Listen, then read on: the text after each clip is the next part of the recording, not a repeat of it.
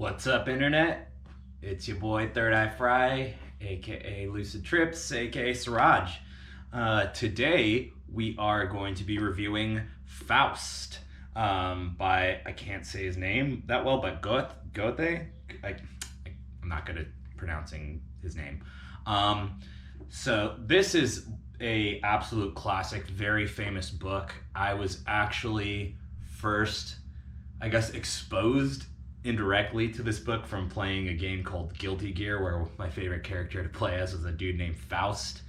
All the names in that game had some sort of historic connection to literature and different film and music, so I was interested where Faust came from, and eventually led me to reading this book.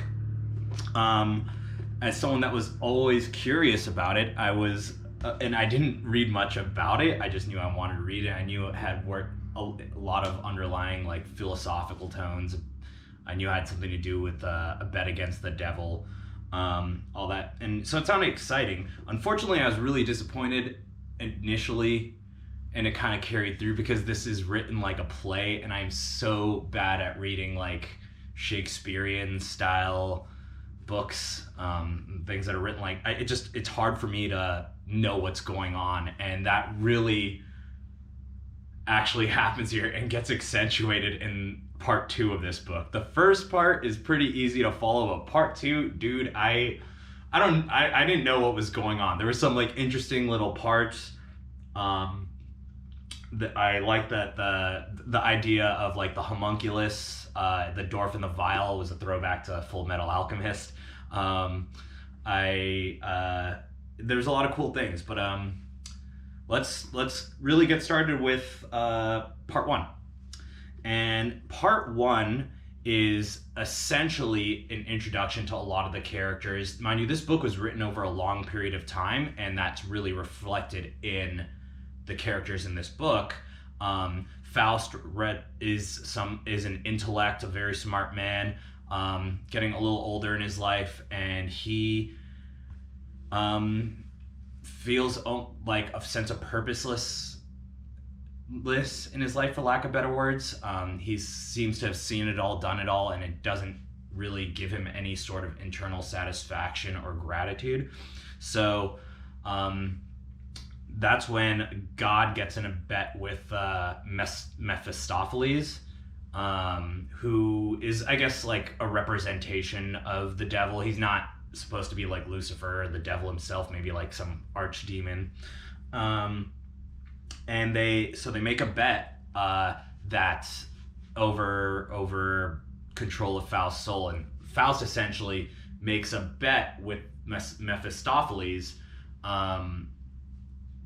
asking if you can provide him like one genuine moment of like serenity and accomplishment and like bliss, he'll gladly trade his soul, because nothing else he's done has gotten him to that point. So one thing that's really interesting to me is a lot of the characters were like kind of hard to understand, but the one guy who actually just, you could always understand him, is Mephistopheles, which kind of speaks to how the devil's language is kind of eternal, is universal, so to say. I guess the language of temptation. He has a lot of pretty cool zingers. I liked in page right over here. This is right on line 280. Yeah.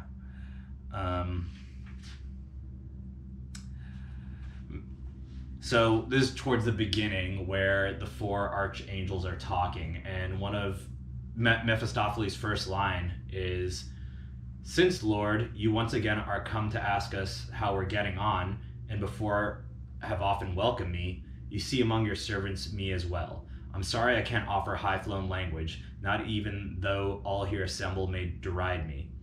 Pathos from me, in any case, would make you laugh if you had not stopped laughing long ago. I have no remarks to make about the sun or planets. I merely see how mankind toils and moils, or its little gods still do not change a bit." It shows that kind of Mephistopheles is kind of just in it for the laughs. Everything's a game to him. It's really funny to him. And, I kind of appreciate that wisdom, to not take anything seriously and laugh at all times. It's a little bit of a Discordian in Mephistopheles, so I got to give some big ups to him.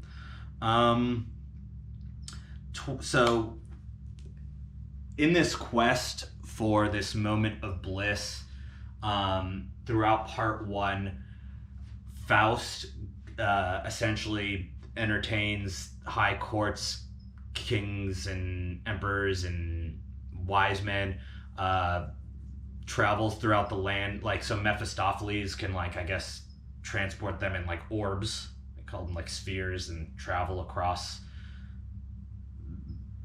time and space apparently.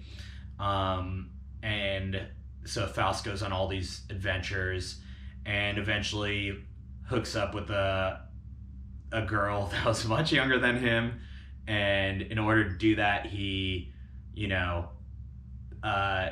offers all these solutions. Well, Mephistopheles offers all these solutions to get around the social stigma and to help him get in bed with this chick. But all of Mephistopheles' solutions always have that devil's twist to it, so it ends up making everything worse. And it ends up leading to the imprisonment of that girl and impending execution that Faust fell for. And that's about wraps up part 1. Now, part 2 is just an absolute circus. I have no idea what's going on, but apparently it has a lot to do with Helen, from Helen of Troy, and it has a lot to do with Greek gods. So I guess they go to Greece, and Greece is still as if it's run by the Greek pantheon, the Greek pantheon.